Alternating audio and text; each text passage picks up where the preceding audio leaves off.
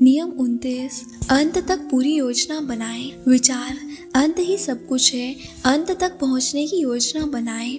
उन सभी संभावित परिणामों, बाधाओं और किस्मत के उतार चढ़ाव पर विचार करें जो आपकी कड़ी मेहनत पर पानी फेर सकते हैं और आपका श्रेय दूसरों को दे सकते हैं। अंत तक की योजना बनाने से आप परिस्थितियों के शिकार नहीं होंगे और यह जान जाएंगे कि कब रुकना है।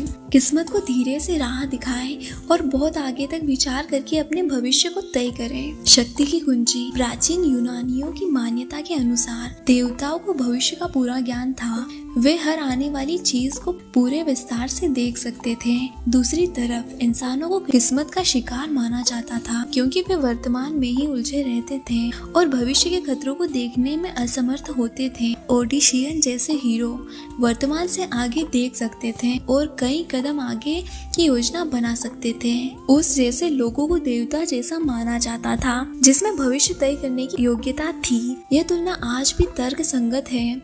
जो लोग आगे तक सोचते हैं और अपनी योजनाओं को धैर्य पूर्वक काम करके लक्ष्य तक पहुंचते हैं वे देवी शक्ति से संपन्न नजर आते हैं, जो कि ज्यादातर लोग वर्तमान में ही कैद रहते हैं। इसलिए वे इस तरह की दूरदर्शिता पूर्ण योजना नहीं बना पाते। इसी कारण जब कोई तत्कालिक खतरों और आनंदों को नजरअंदाज करता है तो वह शक्तिशाली बन जाता है। घटनाएं होने पर प्रक्रिया करना स्वाभाविक मानवीय गुण है। घटनाओं को पहले से ही भांपकर योजना बनाना शक्ति की निशानी है। वर्तमान से आगे तक पहुंचकर बड़ी चीजों का अनुमान लगाना या संकल्पन करना या कल्पना करना मानवीय नहीं देवी काम लगता है। 415 ईस्वी पूर्व में एथेंस ने सिसिली पर हमला कर दिया। एथेंस वासियों का विश्वास था कि इससे उन्हें दौलत, शक्ति और 16 साल के पेलोपोनेसियन युद्ध को जीतने की ख्याति मिलेगी। उन्होंने घर से इतनी दूर आक्रमण करने के खतरे के बारे में नहीं सोचा। उन्होंने यह नहीं भापा कि सिसिली के लोग ज्यादा अच्छी तरह लड़ेंगे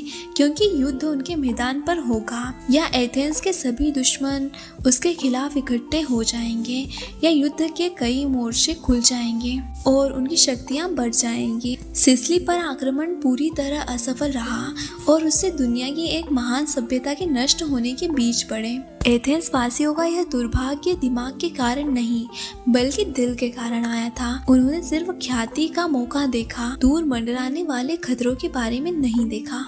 कार्डिनल डे रेटस के अनुसार लोगों की गलतियों का सबसे आम कारण यह होता है कि वे वर्तमान के खतरों से बहुत ज्यादा डरते हैं और दूर के खतरों से जरा भी नहीं डरते हैं।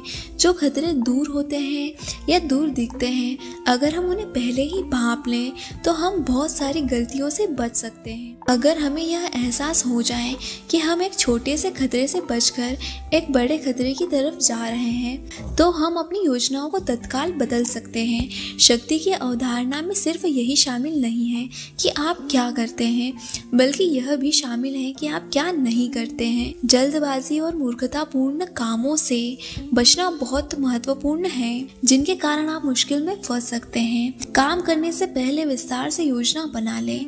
अस्पष्ट योजनाओं के कारण मुश्किल में ना फंसे। क्या उनके ऐसे परिणाम होंगे जो आप नहीं चाहते हैं? क्या मैं नए दुश्मन बना लूंगा? क्या कोई दूसरा मेरी मेहनत का लाभ लेगा? आमतौर पर अंत सुखद कम और दुखद अधिक होता है। अपने मस्तिष्क में सुखद अंत की छवि के कारण राह ना भटके। जब आप कई कदम आगे तक देखेंगे और अंत तक की योजना बना लेंगे तो आप भावनाओं के प्रलोभन में नहीं फंसेंगे और तत्काल प्रतिक्रिया करने की इच्छा से भी बचेंगे। आपकी स्पष्टता से आपको तनाव नहीं होगा और आप उलझन में भी नहीं रहेंगे, जिस कारण इतने सारे लोग अपने कामों में असफल रहते हैं। आप अंत देखते हैं और आप राह में किसी तरह का परिवर्तन बर्दाश्त नहीं करते हैं। तस्वीर, माउंट ओलंपस के देवी देवता बादलों के पार से इंसान के कामों को देखते हुए वे पहले ही उन बड़े सपनों का अंत देख लेते हैं जो विनाश और त्रासदी की तरफ ले जाते हैं, और वे इस बात पर हंसते हैं कि हम वर्तमान से आगे नहीं देख पाते और हम खुद को किस तरह धोखा देते हैं। विशेषज्ञ की राय, खुद को मुसीबत से बाहर निकालने के बजाय यह ज्यादा आसान है कि मुसीबत के अंदर जाया ही ना जाए। हमें सरकंडे के विपरीत व्यवहार करना चाहिए। सरकंडे का तना पहले तो सीधा और लंबा होता है, लेकिन बाद में इसमें गांठें आ जाती हैं। ऐसा लगता है जैसे यह थक गया हो और अब इसमें पुराना उत्साह या उमंग नहीं बची हो। हमें काम ठंडेपन से धीरे धीरे शुरू करना चाहिए। संघर्ष के लिए अपनी सांस बचाकर रखनी चाहिए और अपने सबसे उत्साहपूर्ण प्रहारों को अंत के लिए बचाकर रखना चाहिए। जब हम कोई काम शुरू करते हैं तो प्रायः शुरुआत में हम उन्हें दिशा देते हैं और वे हमारे वश में होते हैं, लेकिन एक बार शुरू होने के बाद वे हमें दिशा देने लगते हैं और हमें अपने वश में कर लेते हैं।